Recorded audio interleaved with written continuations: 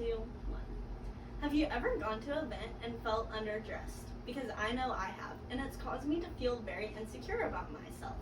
However, tying a tie can help you feel secure at your next event, whether it be a funeral, wedding, or even a job interview.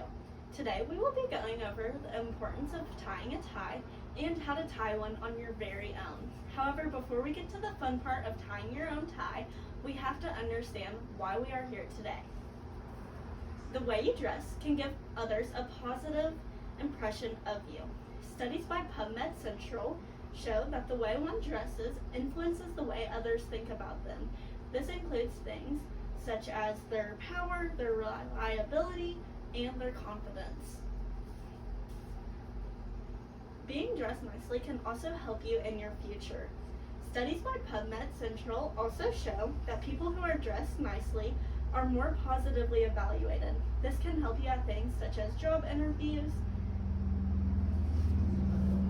And now that we understand the importance of tying a tie, we can move on to tying one on our very own. Today, I will be using an assistant to help me demonstrate tying a tie. Today, we will be tying a tie in 7 easy steps. We will be tying the 4-in-hand knot on steps created by ties.com. These steps were rated a 2 out of 5 on difficulty, so it is a fairly easy knot to tie. The first step will be placing the tie correctly on the chest. You will want it to be under the collar of your shirt, and you will fold the collar down, and the wide end of your tie should be on the right, and the small end should be on the left, slightly above the belly button.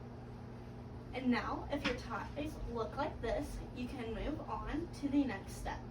You will then place the wide end of the tie over the small end, and you should now have an X figure. This X should be laid directly across the middle of your dress shirt. If your tie looks like this, you can now move on to the next step. You will flip the wide end of your tie underneath the small end, and it should now be upside down and pointed towards the right. You will flip it over the small end once again, and it should now look like this. If your tie looks like this, we can move on. You will flip the tie underneath the neck loop and pull it up towards the face. You should now have created your very own loop here, which you will then tuck the wide end of the tie into.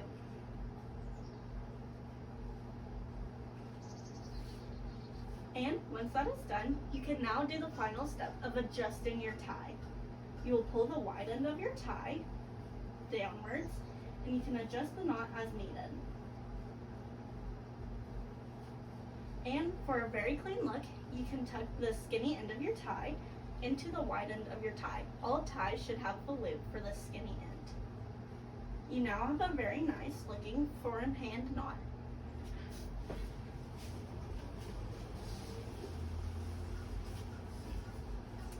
Now, at your next wedding, funeral, or job interview, you can be sure to feel dressed correctly. Now that you have heard my 7 steps on how to tie a 4-in-hand knot, I hope that everyone will go home, practice tying a tie, and hopefully it will improve your confidence and help you in future things. Thank you.